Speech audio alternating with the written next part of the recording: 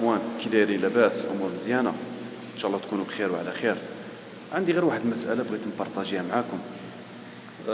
الموضوع ديالي يعني الجزائر والمغرب في السوشيال ميديا. والله العظيم الا وصلنا حاله يرثى لها، اقسم بالله العلي عليه. فيسبوك، يوتيوب، جزائريين كيسبوا المغاربه، مغاربه كيسبوا الجزائريين. لا حول ولا قوه الا بالله العلي العظيم. ولكن باذن الله غادي اليوم غادي تشوفوا شي حاجه اللي هي يعني غنسالي لكم هادشي كامل باذن الله.